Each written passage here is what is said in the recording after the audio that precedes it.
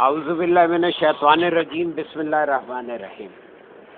کتاب ہے کلندر شعور اور صفحہ نمبر ہے 93، اور جو ٹاپک ہے وہ خواب اور مراقبہ۔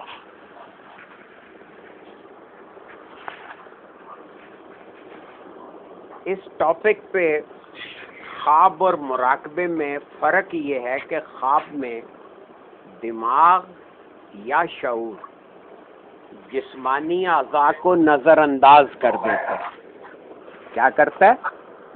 خواب میں دماغ یعنی ہمارا شعور جسمانی اعضاء کو نظر انداز کر دیتا ہے۔ یہ نوٹ کرنے کی بات ہے، خواب اور مراقبے میں یہ فرق کو سمجھیں۔ جب ہم سو جاتے ہیں تو ہمارا شعور، ہمارا دماغ جسم کو نظر انداز کر دیتا ہے، یعنی ہم اپنے جسم سے بے خبر ہو جاتے ہیں۔ اور مراقبے میں شعور جسمانی اعضاء کو نظر انداز نہیں کرتا۔ اس کو بہت توجہ سے اس فرق کو سمجھیں کہ مراقبے میں جسمانی اعضاء غیر محسوس کیے جاتے ہیں، ان کو نظر انداز نہیں کیا جاتا۔ مراقبہ کرنے والا بندہ جس کی آنکھ کھلی ہے، اب آنکھ سے مراد اندر کی آنکھ ہے یا روح حیوانی کی آنکھ ہے، اندر کی آنکھ۔ میرا خیال ہے کہ یہاں پہ روح انسانی کی آنکھ ہونا چاہیے، یہ مجھے املا کی غلطی لگ رہی ہے، کہ جس کی آنکھ کھلی ہے، یعنی آنکھ سے مراد ہے اندر کی آنکھ۔ جب اندر کی آنکھ کہا تو روح حیوانی کی آنکھ تو یہ باہر دیکھ رہی ہے، تو روح انسانی کی آنکھ تو وہ ٹائم اینڈ سپیس یا زمان و مکان کو حذف کرتے ہوئے جسمانی کیفیات سے آشنا رہتا ہے۔ کیا مطلب ہوا؟ کہ بیداری میں گویا خواب دیکھنے کے عمل کا نام مراقبہ ہوا۔ مراقبے سے کیا مراد ہوئی؟ کہ بیداری میں جاگتے ہوئے خواب دیکھنے کا عمل، جاگتے ہوئے نیند کے حواس کو، خواب کے حواس کو بیداری میں منتقل کرنا، یہ فرق ہے۔ دیکھیں، جب ہمارا شعور، ہم سو جاتے ہیں تو جسم کو اگنور کر کے وہ کسی ان نون دنیا میں کھو جاتا ہے۔ ہمیں کوئی، دیکھیں، خواب دیکھنا غیر ارادی، غیر شعوری اور غیر اختیاری عمل ہے۔ مراقبے میں خواب کے حواس کو ارادی طور پر، اختیاری طور پر اور شعوری طور پر استعمال کیا جاتا ہے۔ کیا ہمیں پہلی بات یہ کہ یہ فرق واضح ہے؟ ہم اکثر یہ شکایت کرتے ہیں، اکثر روتے ہیں کہ وہی ہمارا مراقبہ کرنے بیٹھتے میں نیند آ جاتی ہے۔ ہاں، تو خواب کے حواس جب ادھر منتقل ہوں گے تو آپ کے شعور میں اتنی سکت ہونی چاہیے کہ آپ جاگتے ہوئے خواب دیکھ سکیں۔ لیکن ہم کیا ہوتا ہے کہ ہم خواب دیکھنے کے لیے سو جاتے ہیں۔ یہ پہلا فرق حضور مرشد کریم نے اس کتاب میں واضح کر کے بتا دیا۔ فرمایا کہ مراقبے کو ہم خواب کا پہلا درجہ کہتے ہیں۔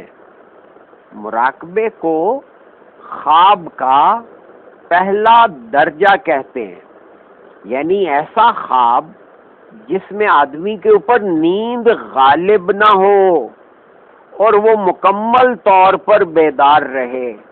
اب غور کریں ذرا اس جملے پہ، کیا فرمایا؟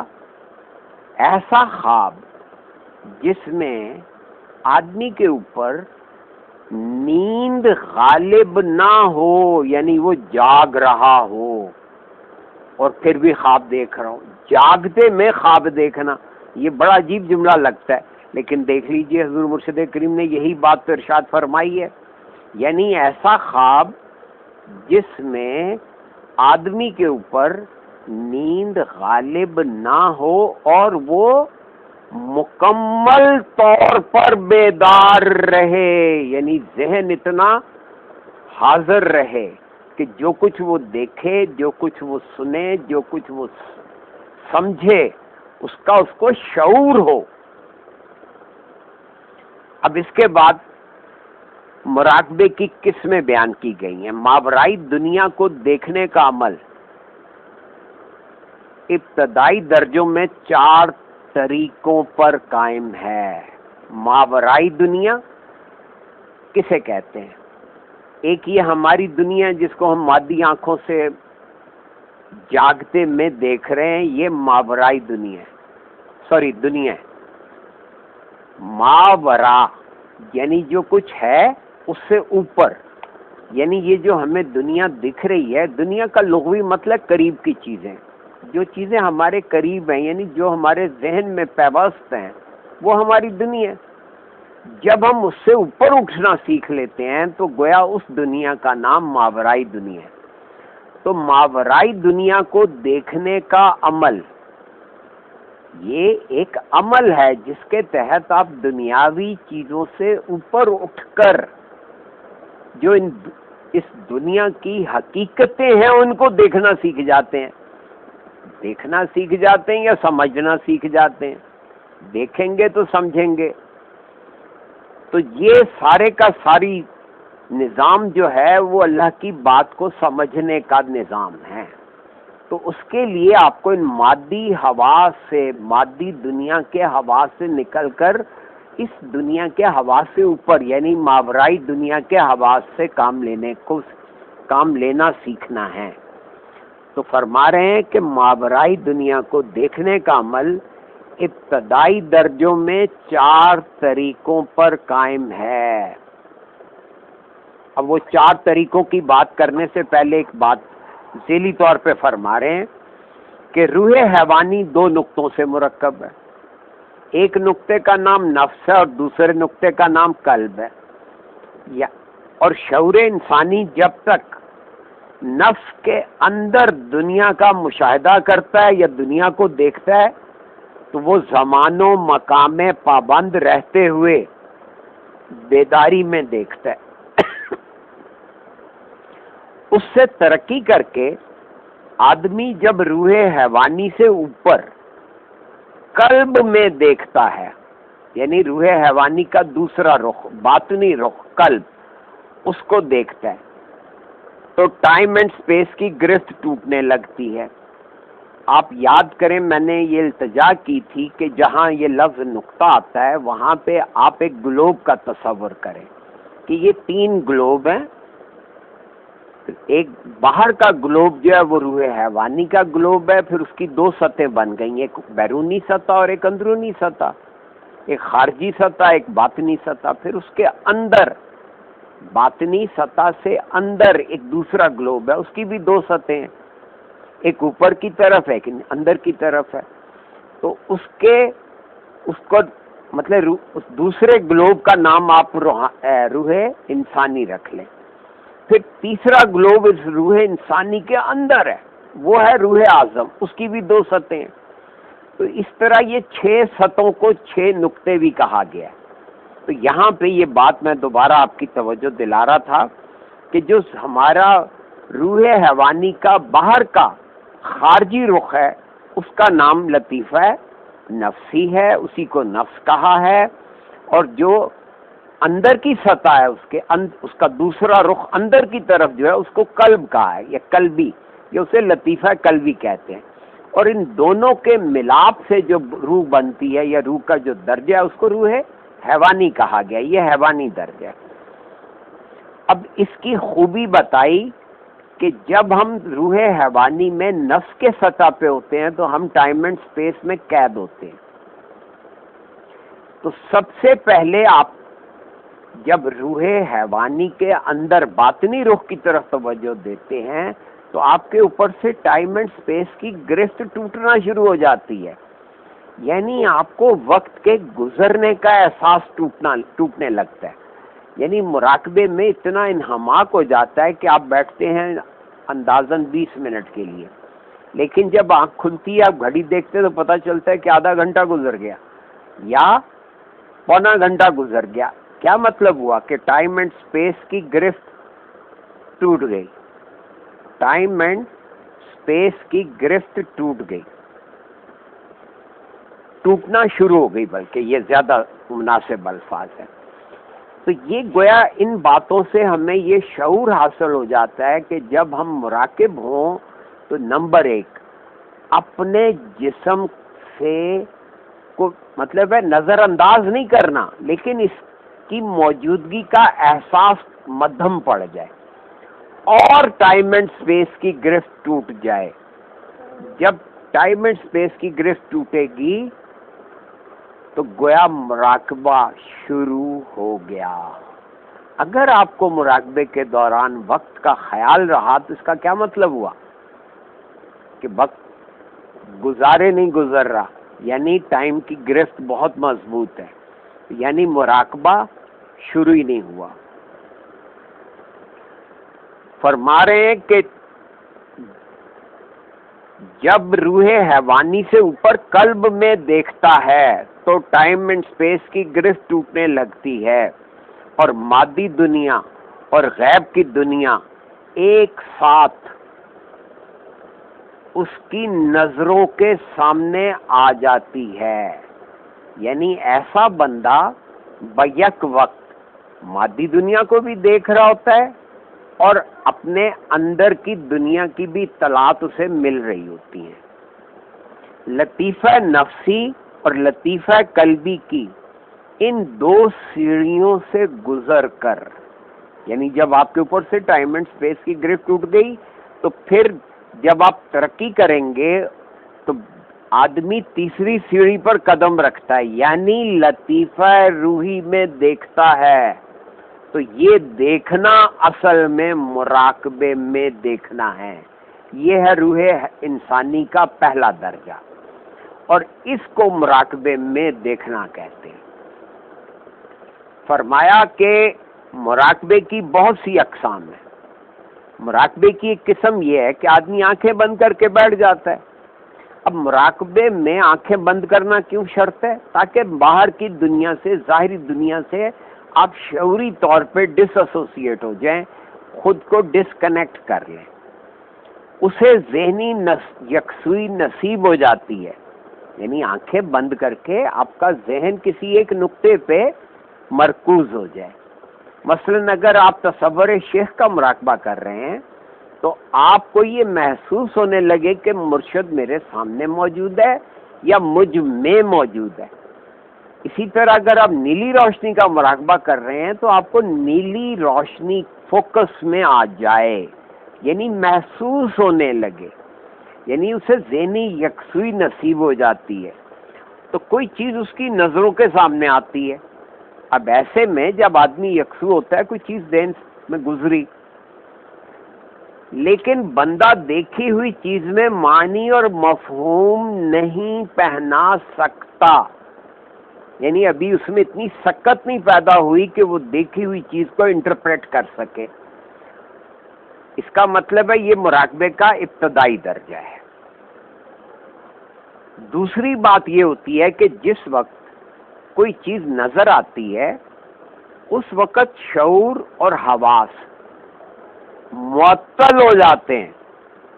یعنی کوئی چیز دکھی لیکن شعور نے کام نہیں کیا، حواس نے اس کو اپنی گرفت میں لے لیا، اور جب وہ اس کیفیت سے نکلتا ہے تو اس کے ذہن پر یہ تاثر قائم ہوتا ہے کہ اس نے کوئی چیز دیکھی. کیا دیکھی، کس طرح دیکھی، یہ بات اس کے حافظے پر کسی طرح نقش نہیں ہوتی. یعنی یہ مراحل بتائے جا رہے ہیں کہ کس طرح سے تیسرے درجے میں کیا ہوتا ہے کہ جب یہ حواس معطل ہو جاتے ہیں تو شعور بھی معطل ہو جاتا ہے، لیکن وہ لاشعوری طور پہ ایک تاثر ہوتا ہے کہ جی میں نے کچھ دیکھا، لیکن ابھی وہ حافظے تک نہیں پہنچا. غور کریں، یہاں حافظہ علیحدہ سطح بن گئی کہ حافظہ الگ ہے، حافظے میں اس کا نقش ہونا یہ ایک الگ بات ہے.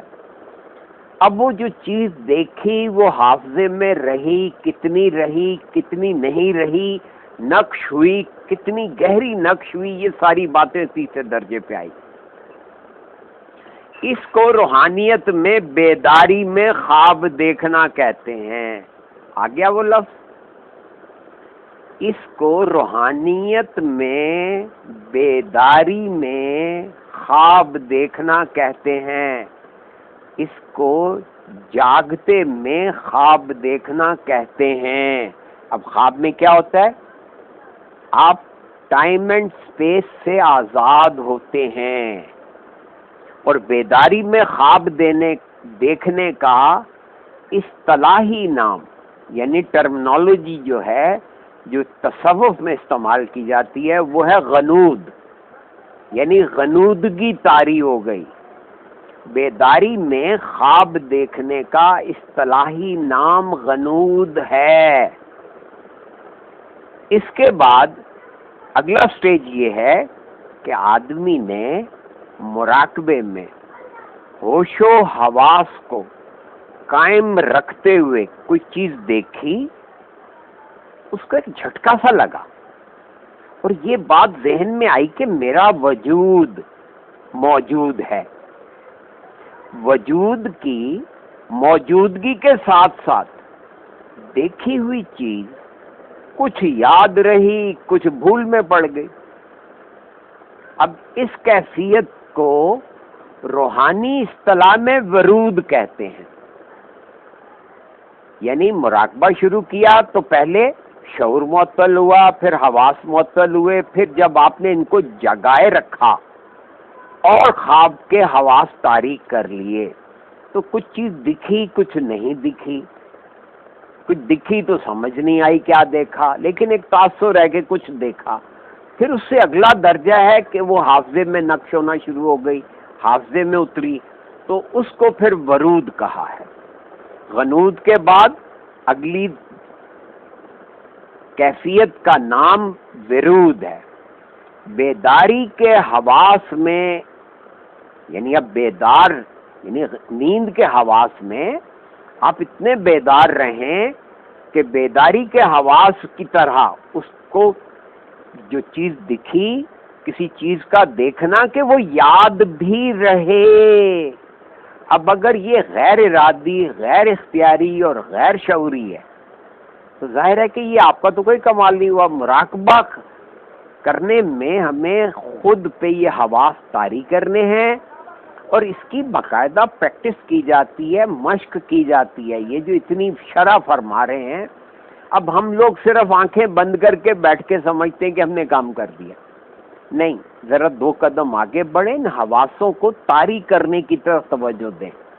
دیکھیں نا، جب ہم سوتے ہیں تو کتنا اہتمام کرتے ہیں، آرام سے سیدھے ہو کے لیٹ جاتے ہیں، تکیہ بھی سیدھا کرتے ہیں، چادر بھی لے لیتے ہیں، گرمی ہے تو اے سی یا پنکھا چلاتے ہیں وغیرہ وغیرہ. یہ اہتمام کرتے ہیں تاکہ جسم ذرا سکون پہ ہو جائے. اسی طرح جب آپ مراقبے کے لیے بیٹھیں تو سب سے پہلے آپ گردن، کمر اور سر کو سیدھا کر کے جسم کو ڈھیلا چھوڑ دیں اور نیند کے حواس طاری کریں.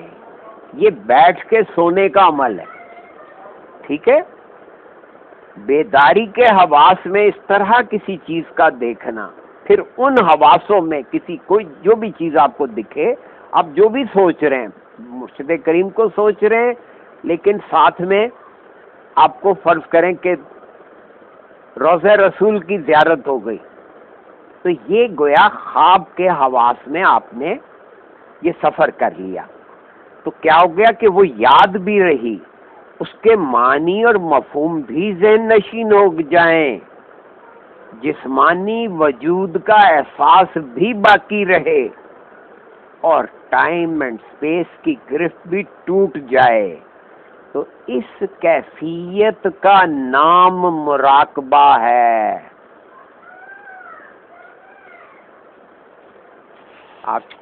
میرا خیال ہے کہ اتنی ہی بات بہت ہی چونکہ بنیادی ہے، اس کو ذرا سمجھنے کے لیے میں چاہوں گا کہ آپ توجہ فرمائیں اور اس پہ تفکر کریں کہ مراقبہ اصل میں کسے کہتے ہیں. مراقبے کے یہ جو 3 درجے بتائے گئے کہ غنود کیا ہے، ورود کیا ہے، پھر مراقب ہونا کیا ہے. سب سے بڑی شرط بتائی کہ ٹائم اینڈ اسپیس ٹوٹ جائے. اصطلاحی طور پہ یہی کہا کہ وہ جاگتے میں خواب دیکھنا سیکھیں. جی جناب.